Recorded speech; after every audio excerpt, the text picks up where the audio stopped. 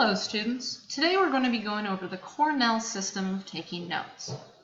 The Cornell note-taking system is one that we are going to be using throughout the rest of the semester. As we're in English class, we read a lot, especially out of class. So this is going to be the system of notes that I want you to use as we go through the rest of the semester and read.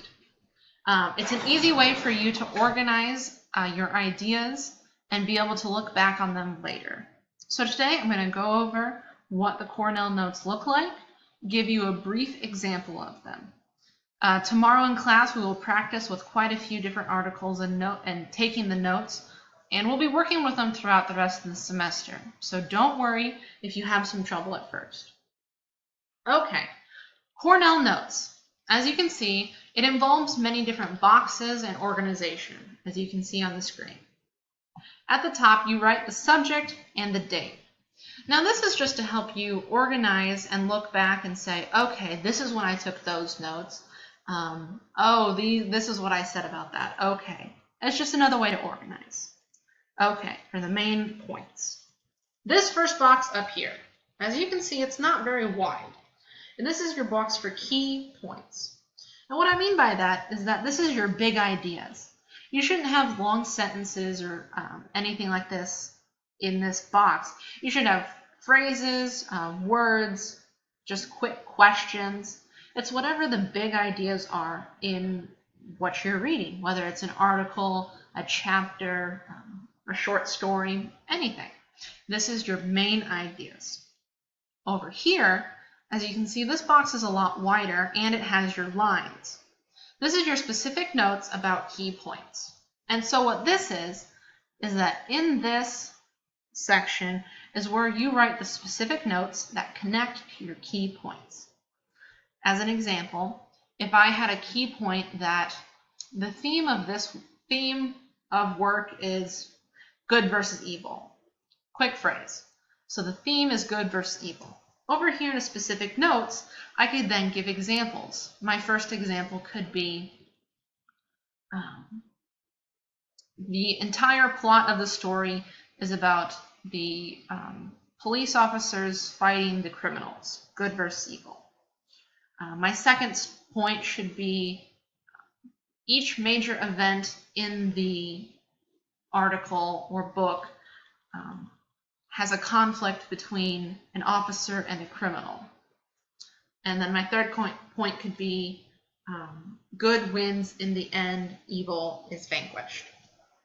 So I connect my specific notes to my main ideas. Okay. Now at the bottom, there's plenty of room for notes, but here at the bottom is a section, the summary section. Now this is just what it says. It's a summary of all the notes you've taken up here. So in this section, I could write the theme of this work is good versus evil. Throughout the plot, every major event has to deal with police officers and criminals. And in the end, good triumphs and evil is vanquished. It's just a summary of my notes.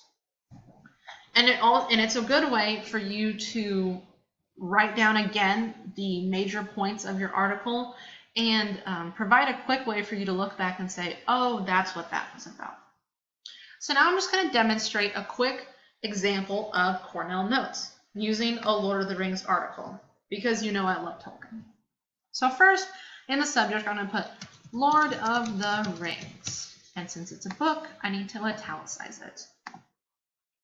And the date, today's date, 10/29/16. Okay, so my key points. Put a bullet, and I've got to go and read the article. So it looks like Amateur Lord of the Rings by Barry Stead. So we go down here to this first paragraph, and it says, no other work of literature can claim such an influence among so many. It looks like Pluto's moon has been named Mordor. That's just crazy.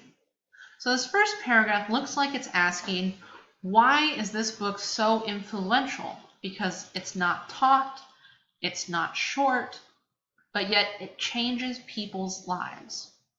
Why is it so influential? Okay, so I go back to my notes and I put, why is book so influential? Quick question. I go over to my specific notes. Book has changed many people's lives. Second point, book is not taught, not short ears.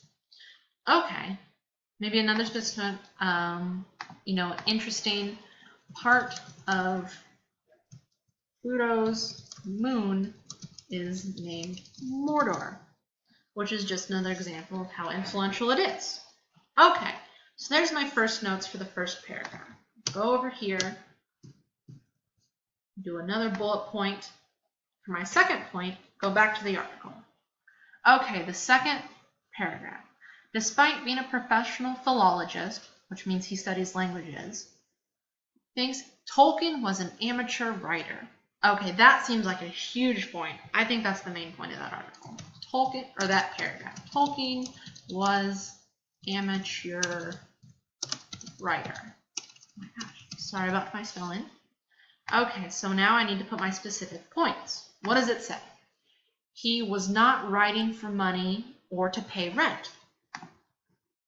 Okay, not writing for money to pay rent. Okay, next point. He could write what he liked and about what he wanted. Okay, could write what he liked, what he wanted. Okay, so that looks like that's for that paragraph. So this is just a brief example of Cornell Notes, and you'll dig deeper in class. But that's all for today, and tomorrow we will go over Cornell Notes in class. Have a nice night.